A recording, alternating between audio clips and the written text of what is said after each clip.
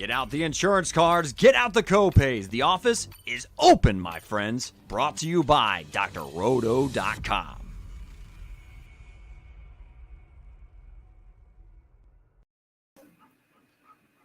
What is up, and welcome into Clean Air. We are your quick pit of DFS Nascar information.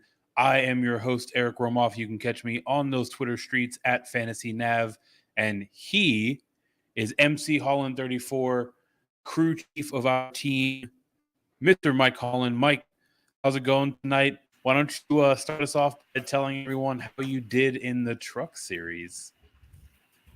Yo, what's up, man? It was a long day today. We had not only the truck series, but the Xfinity series racing as well. Kind of a weird day. The truck series is racing where we're racing the Cup series tomorrow. And that did not go so well. I had a lot of John Hunter Nemechek, and he wrecked out. So that was a lot of fun. But bounced back with the Xfinity series. It was actually racing on a road course in Portland.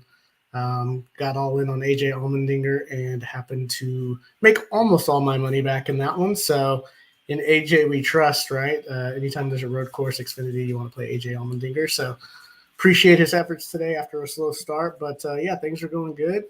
Looking forward to this race tomorrow, which is going to be back at, I guess we're calling this thing St. Louis, even though it's actually in Madison, Illinois, which doesn't make a lot of sense, but whatever.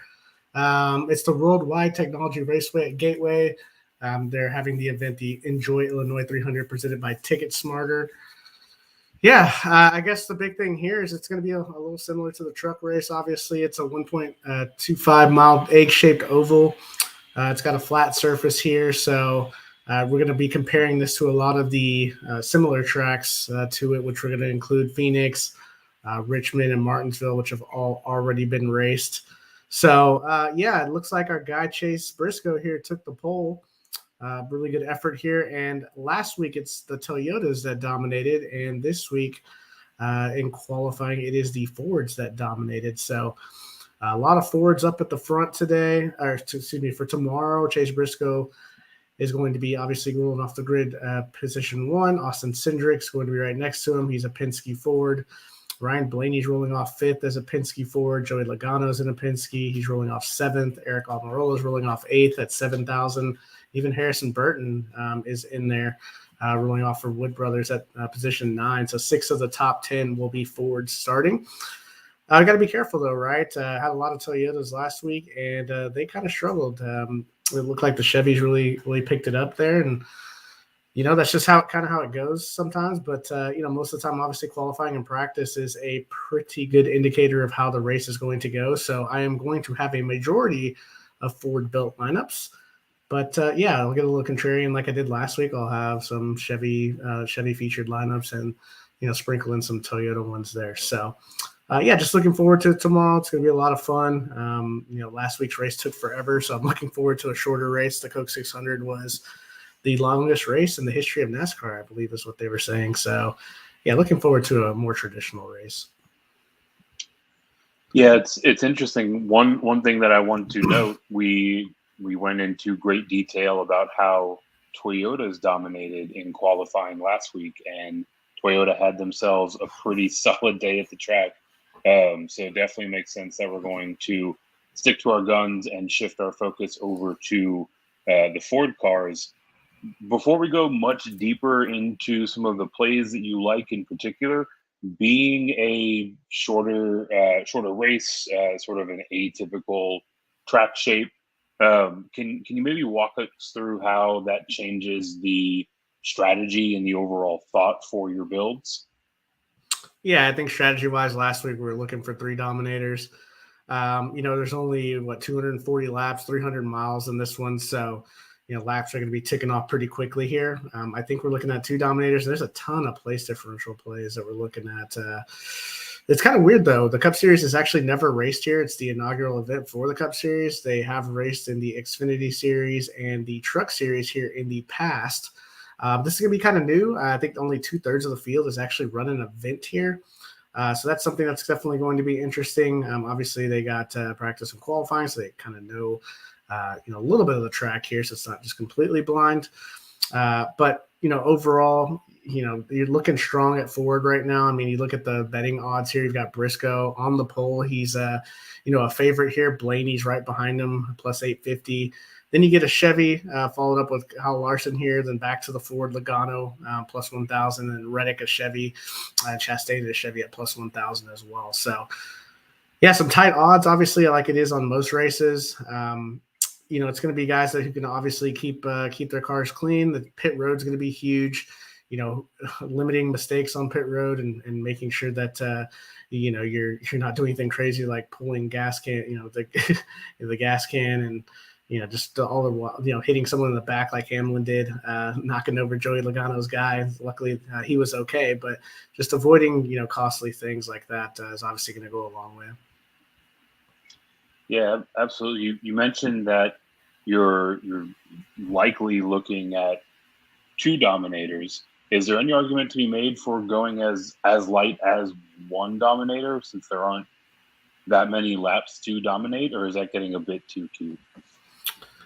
Yeah, I think you can if you feel like someone's going to dominate 75 to 80% of the race. If Briscoe starts up front and he wins stage 1 and 2 and he's deep into stage 3, then that's something that you can look at, since there are a ton of place differential options. But I think in traditional NASCAR Cup Series, you're going to need at least 2 dominators, just with pit strategies and different things like that.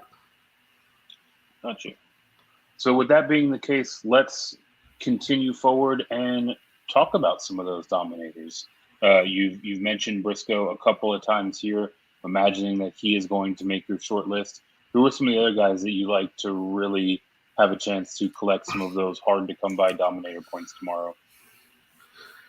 Yeah, so we talked about Briscoe. Really like him tomorrow. He's going to be popular, especially with this $7,800 price tag.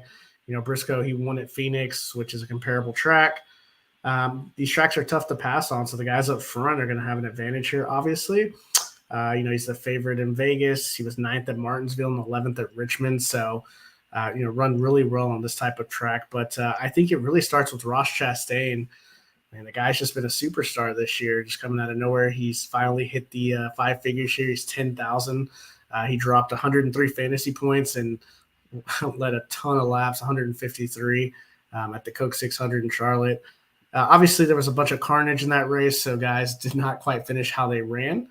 But he's been one of the best cars week in and week out. And you look at it in comparable tracks. He was 2nd at Phoenix, 5th at Martinsville.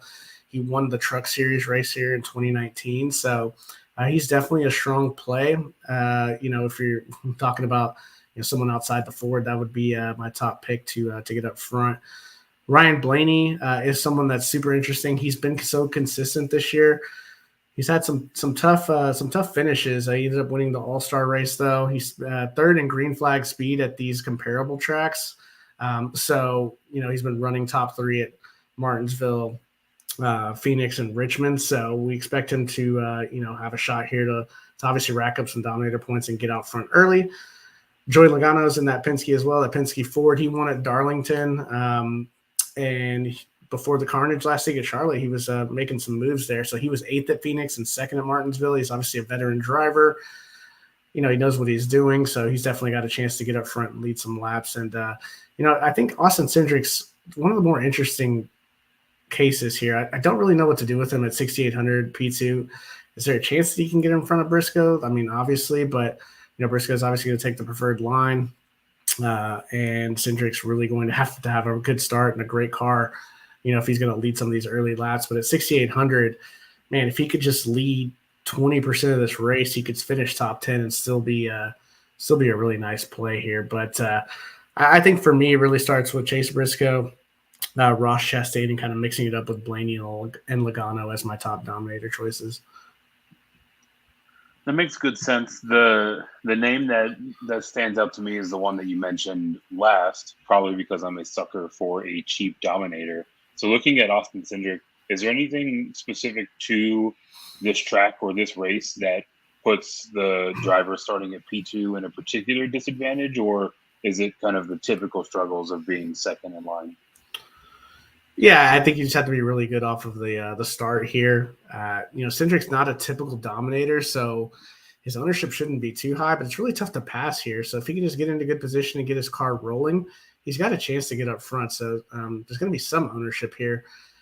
Most of it obviously is going to go to Briscoe and some of these other forwards that have just been really good on the year and have led laps. It would be a little surprising to see Cindric get up front and lead a ton of laps, but he's just got to lead 20% to make up those dominator points for if he does obviously fall back. You obviously don't want him falling any farther than that fifth or sixth position, because then you just start losing the place differential points. So 6,800, I mean, he's okay. I would rather obviously play the other four guys, and then there's some other guys we'll mention later that are a little more contrarian that I might want to go with instead of Cindric. But, he's in the player pool. I'll have him in a lineup or two. Well, it sounds like I might be a bit overweight, at least relative to you, on Austin Cindric. The next category of plays that we're going to run through is one that it sounds like you're going to have a ton of exposure to, and that's our place differential options. The pool is deep for tomorrow's race. Who are some of your favorites in that category? Yeah, we always have to start with Kyle Larson. He fits into the place differential as well as dominator. We saw that last week where he said he ran the worst race of his life, and he almost won the thing. So starting position 15, the Hendrick cars didn't look great, but we saw that same thing last week. So it wouldn't be a surprise to see, the Larson, Elliott, Byron, Bowman, these guys go through the field if they really get it cranked up. And Larson, I mean, he's got great odds to win the race starting from position 15. So you're going to get those place differential points. The price tag is a little tough, though, if he's not going to get up front at some point, because, obviously if he only gets 10 differential place differential points, it's going to be really tough to swallow that 11,300 tag. But he's always a great option, is always a threat to win the race and get up front.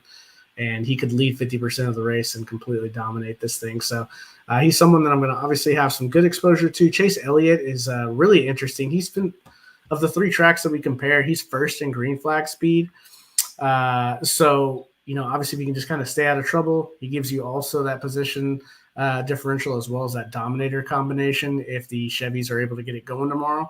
He's obviously a lot cheaper than Larson. He's, $1,100 cheaper. So, he hasn't been higher than 10th, though, at the comparable track. So obviously he's just not finishing well. But overall, he's definitely someone that I'm looking at, especially if you're not going to play Larson, definitely pivoting there and saving some cash. And then you look at Byron and Bowman, you get an even more of a discount on these guys. Byron really hasn't done much since, the win in Atlanta back in March.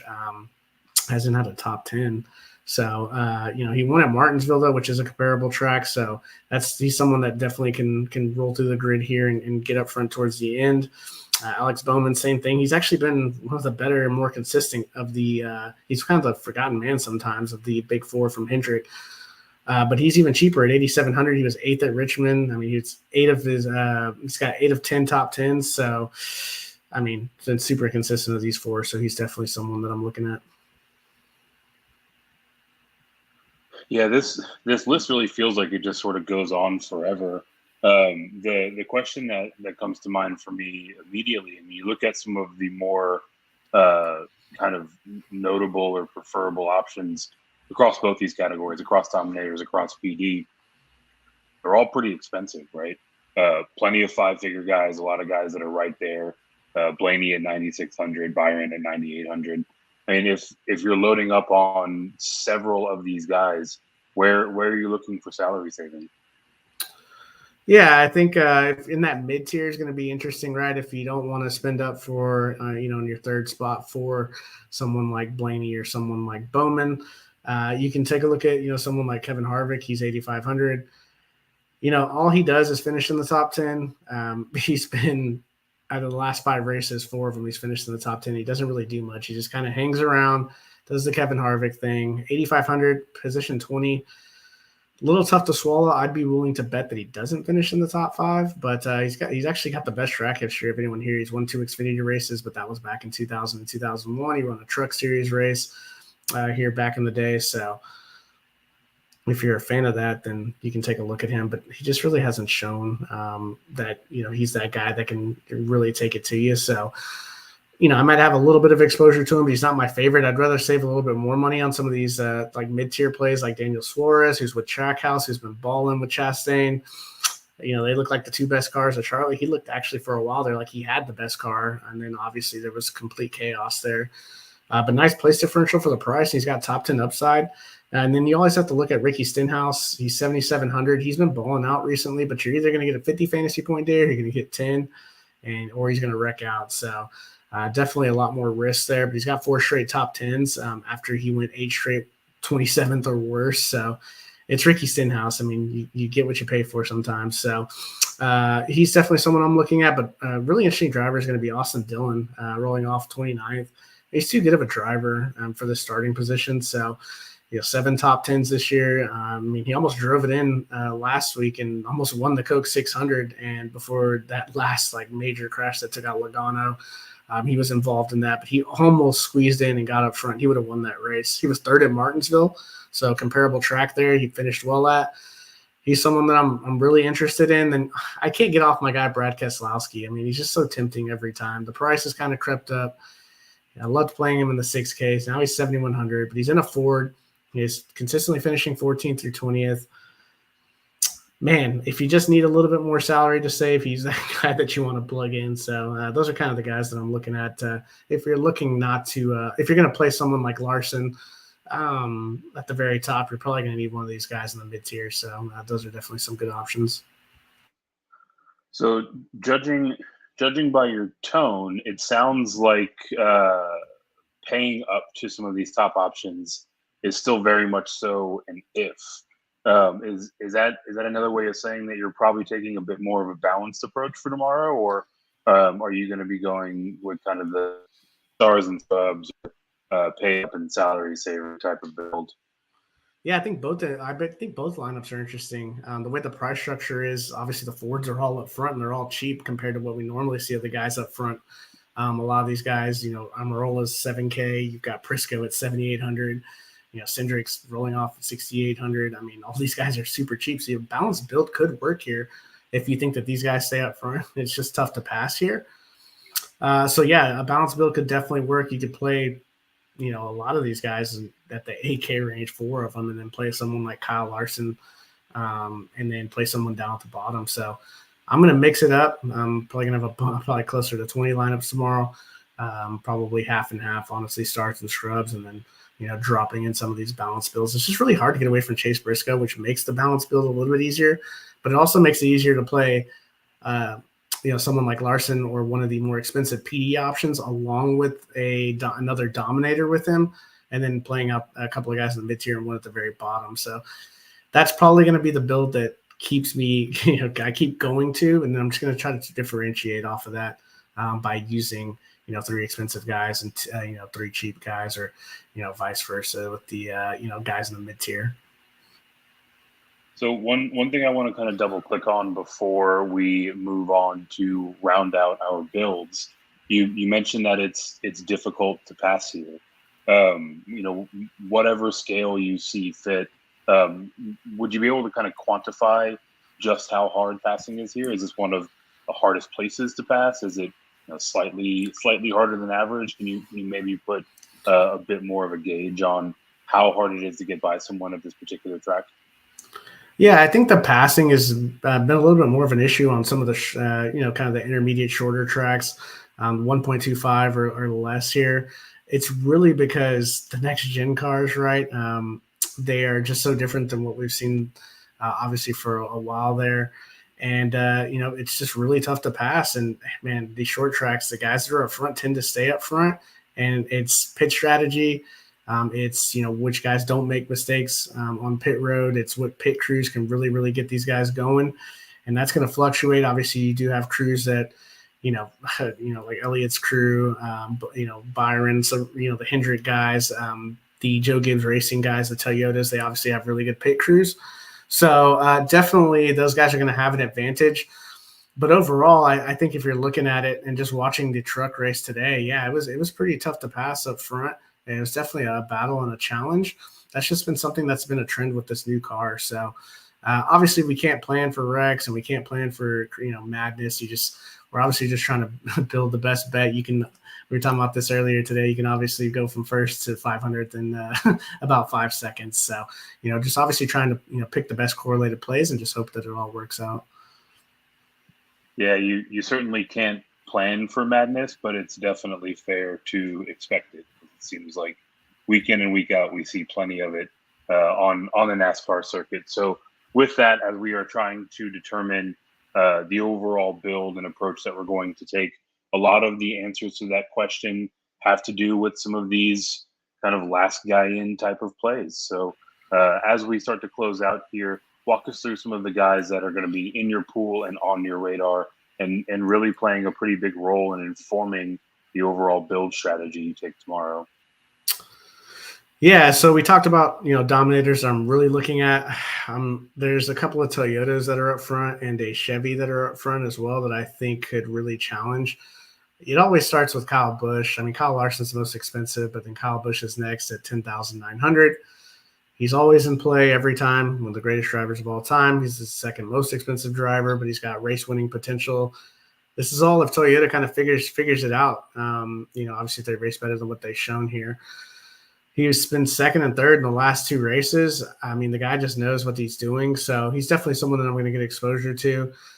He's obviously expensive. So, playing him in one of the lineups, obviously you're going to be, sacrificing, another dominator because he's essentially going to have to pass all these guys starting from position 12. So he's definitely someone that I'm interested in. Has a little bit of baked in upside with the place differential here and just slightly cheaper than Larson. So, he's someone that I'm going to have a little bit of exposure to. Denny Hamlin, 10,600. He's rolling off a little bit higher at position 6. He's another Toyota. They're not really favored in Vegas at the very top. So it's just, these are more contrarian and hope that, we see obviously Toyota break out here. But he won at Richmond. He had really good results at Phoenix and Martinsville. I think he's going to come in at lower ownership with the guys around him. So definitely someone that I'm looking at. And then Tyler Reddick. And the guy's going to win at some point. I mean, he's got decent odds. He's been knocking on the door for a win. He's just a nice option if you're looking to get away from all the Fords up front and the two Toyotas that are in the, kind of in the mix here. He's only 9,400. Definitely could get up front. It wouldn't surprise me from position 4. It just really depends on, what kind of happens, with Chase Briscoe, who obviously won at Phoenix. How his car performs up front, and it looks like it's going to do the thing here, but wouldn't be surprised if Tyler Reddick got up front, as the race moves on. At 7,000 is Eric Almirola. I'm struggling with this one. I mean, he's in a Stewart-Haas car, qualified well. He's always good on flat tracks. He's cheap. I just don't know. I just don't see Eric Almirola leading this race or winning this race. And at 7K, I mean, there's just so many guys behind him, right? I mean, Busch is behind him. You've got all the Hendrick guys behind him.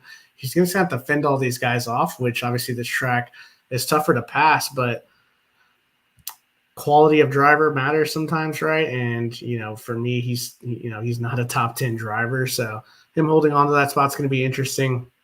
I'll have a little bit of exposure to him. Someone that I'm going to have a lot of exposure to is going to be Bubba Wallace. He's shown a lot of goodness in the last few weeks, and I wish I had more of him. He finished 10th at Kansas, even though he probably should have finished a lot better. His pit crew didn't help him out a few times. He ran well at Charlotte before the accident. He was running second in stage 1, looked like one of the better cars. If Toyota brings it, obviously he has upside, just like Kyle and just like these other guys that we talked about. And then finally, like Justin Haley and AJ Allmendinger are rolling off towards the back of the grid. Allmendinger's rolling off position 35. He actually raced earlier today and won the Xfinity Series race. So he is flying from Portland to the St. Louis area tonight, and he's 6,200. He's in a Kaulig car, and Kaulig cars have been pretty good this year. Justin Haley's in that Kaulig team.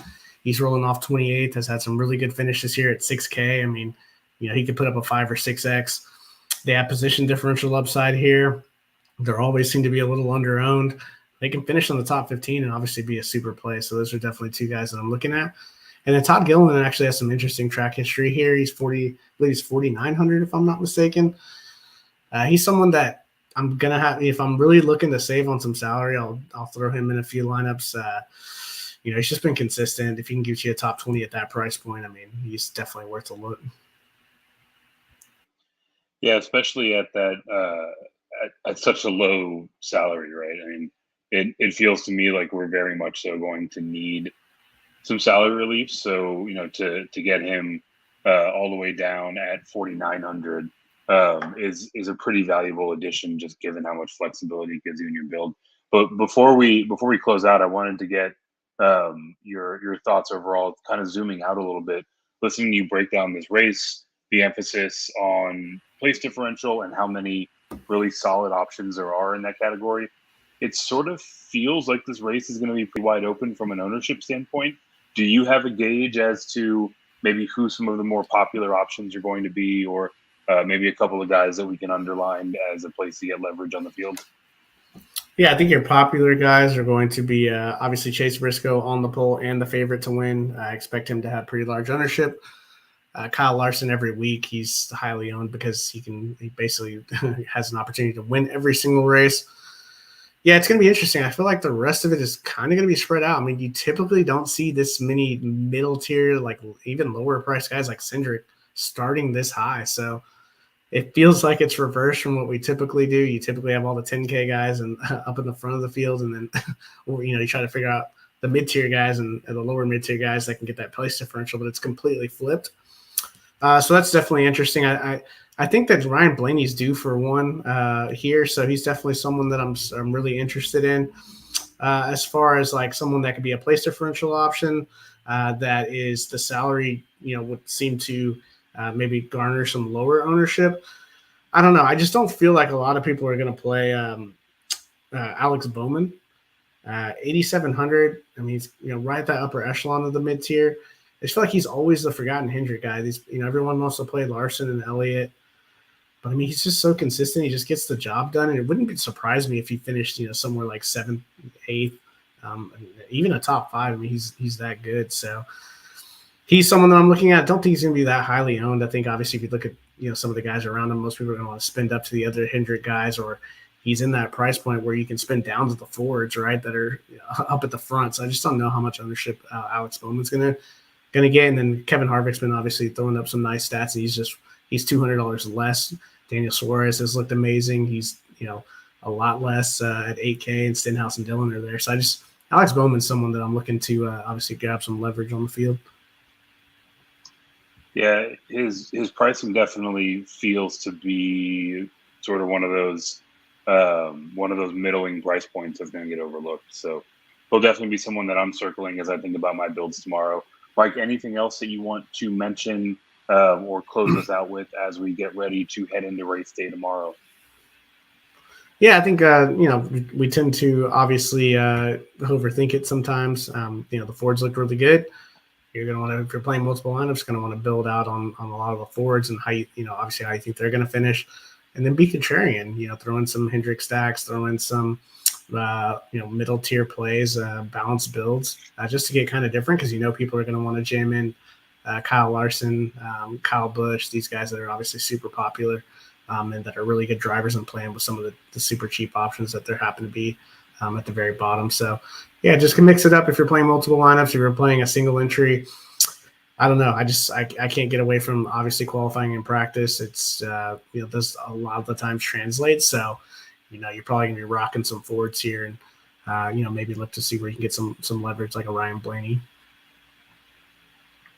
Couldn't agree more. Got to get with it and get with what we've seen in qualifying, which means getting on Team Ford. And for those of you that are not already members, get over to drroto.com, get yourself signed up and subscribe. You will get access to not only all of Mike's fantastic work, but also to our members-only Discord. Once you read those articles, once you chat it up with us there in the Discord, the next thing you'll be getting is getting that bread. Thanks for stopping by the office. Get your fantasy prescription by subscribing to the channel and checking out drroto.com. And until the next visit, be well and take care.